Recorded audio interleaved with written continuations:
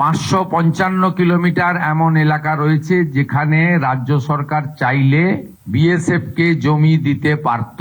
বিগত রাজ্য সরকার রাজনৈতিক কারণে, ভোট ব্যাংকের জন্য এবং তাদের যে হাই অ্যাপিজমেন্ট, তুষ্টিকরণ, তোষণের এজেন্ডা ছিল, সেই কারণে তারা হয়তো দেয়নি। স্বরাষ্ট্রমন্ত্রী 2016 রাজনাথ সিংজি পার্সোনাল ডিও লিখেছিলেন দিদেন চিফ মিনিস্টারকে।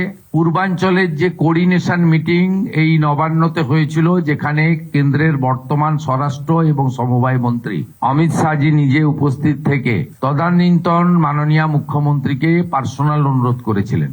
গোবিন্দ মোহনজি ভারত সরকারের স্বরাষ্ট্র সচিব, তিনি গত 1.5 বছরে তদানীন্তন মুখ্য সচিব এবং আধিকারিকদের সঙ্গে অন্তত 5 থেকে 6টি মিটিং করেছেন, নিটফল শূন্য।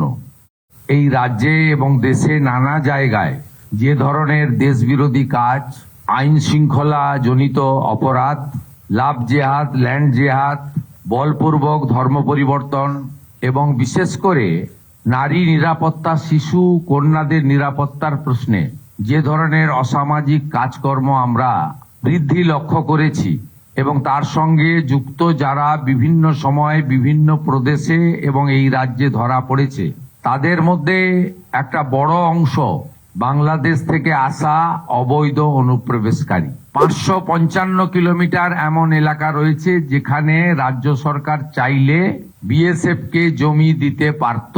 বিগত রাজ্য সরকার রাজনৈতিক কারণে, ভোট ব্যাংকের জন্য এবং তাদের যে হাই অ্যাপিজমেন্ট, তুষ্টিকরণ, তোষণের এজেন্ডা ছিল, সেই কারণে তারা হয়তো দেয়নি। স্বরাষ্ট্রমন্ত্রী 2016 রাজনাথ সিংজি পার্সোনাল ডিও লিখেছিলেন দিদেন চিফ মিনিস্টারকে। পূর্বাঞ্চলের যে কোঅর্ডিনেশন মিটিং এই নবান্নতে হয়েছিল, যেখানে কেন্দ্রের বর্তমান স্বরাষ্ট্র এবং সমবায় মন্ত্রী অমিত শাহজি নিজে উপস্থিত থেকে তদানীন্তন মাননীয় মুখ্যমন্ত্রীকে পার্সোনাল অনুরোধ করেছিলেন। গোবিন্দ মোহনজি ভারত সরকারের স্বরাষ্ট্র সচিব, তিনি গত 1.5 বছরে তদানীন্তন মুখ্য সচিব এবং আধিকারিকদের সঙ্গে অন্তত 5 থেকে 6টি মিটিং করেছেন, নিটফল শূন্য।